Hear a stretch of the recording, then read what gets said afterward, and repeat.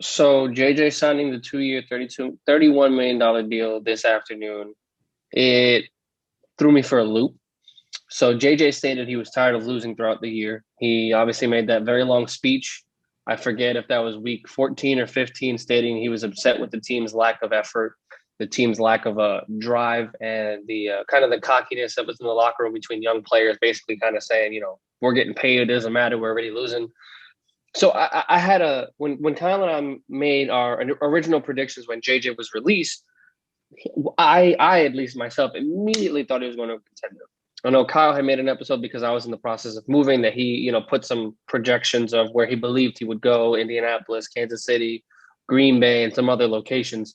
All of them being win now teams. All of those teams being having the same thing in common of at least minimum divisional round playoffs to make a stride or make a run to a Super Bowl. So excuse my frankness when I say this.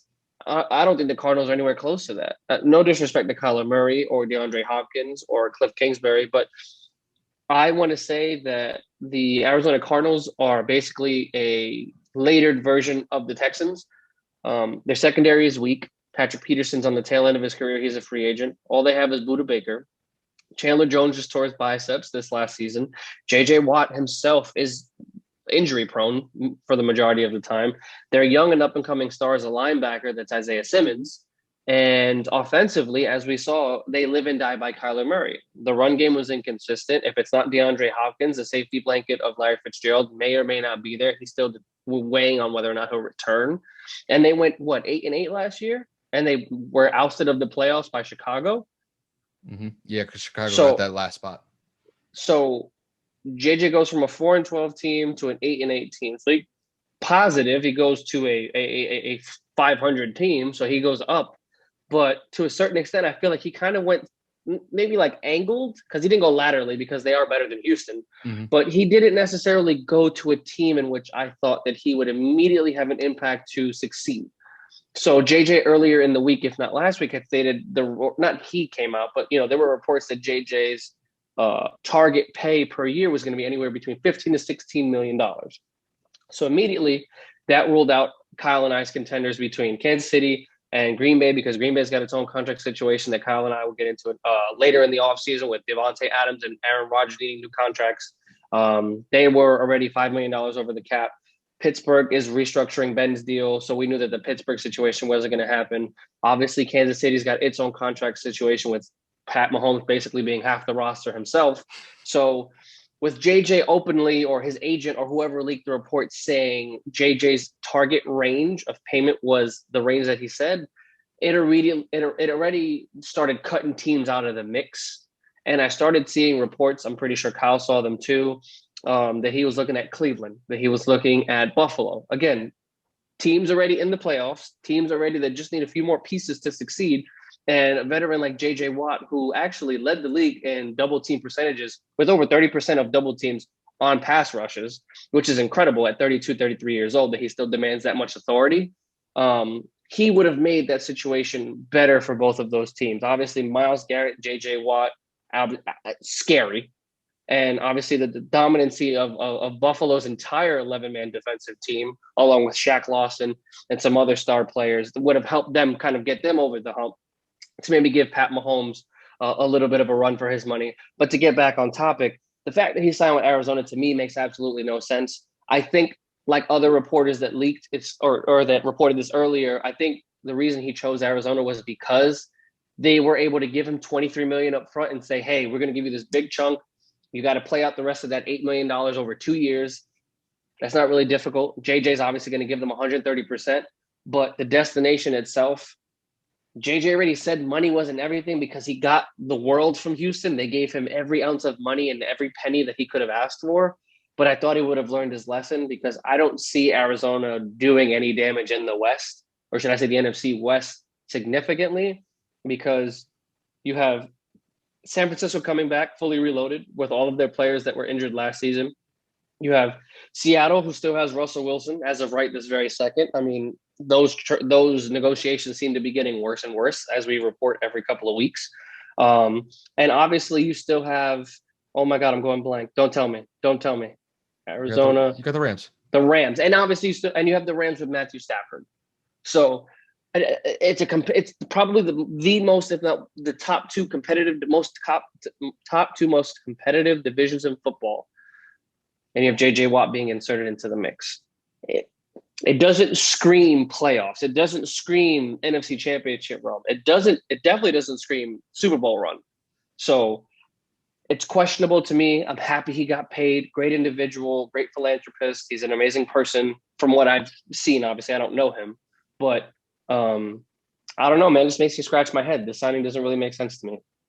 Well, I do think it is slightly an upgrade for him personally, because the way that I see it with where Houston's going to be next year, Houston's going to be in the gutter next year, because more than likely Deshaun Watson's getting traded, and they're going to have a nightmare situation at the quarterback spot in Houston next year. So I think Houston next year, Houston's looking like probably like a 2-14, 3-13 team next year, just because I don't think they're going to go anywhere. Deshaun was really the reason why Houston was able to actually be somewhat competitive this season. But with JJ Watt going to the Arizona Cardinals, I do think that it's a much better situation than what he would have in Houston. And I think it's an okay move. I'm not thrilled about this move, but I don't hate it. And the thing is, I think it definitely helps their pass rush. I think having that 1-2 punch with Chandler Jones and JJ Watt is going to be solid. The only issue is are both of those guys going to be healthy? Chandler Jones is coming off torn biceps last year. JJ Watt has had a checkered history with injuries these past few seasons that have really kind of derailed the last couple years of his career. And we don't know whether or not that he's going to be able to stay healthy for the majority of the year next year. Obviously, you and I would love to see him produce great for Arizona next year, but I just hope that he could stay healthy. But I think the one thing that Arizona is banking on is their pass rush coming up huge, so it can kind of help cover their deficiencies or their weaknesses in their secondary, because that is really the main issue I see with this Arizona Cardinals defense, and it's their secondary. There were numerous amounts of times where Patrick Peterson, all-pro cornerback, got torched. I specifically remember when Buffalo was going up against Arizona with about 35 seconds left. Arizona's going up against Josh Allen, and Josh Allen throws a dime pass to Stephon Diggs, and Stephon Diggs absolutely torched Patrick Peterson on that. I think it was like a route to the corner, and ended up getting a nice little toe drag with it. So if you look at this Arizona team overall, I do think that they're trending in the right direction. I think they're still working out some growing pains with Kyler Murray being at the helm for the quarterback spot. He did show some flashes specifically within the first half of the season, and then kind of fell off in the second half of the season, but he was dealing with injuries of his own too. So the one thing that I would like to see just overall from this team is, can they stay healthy for the entire year for the most part next year?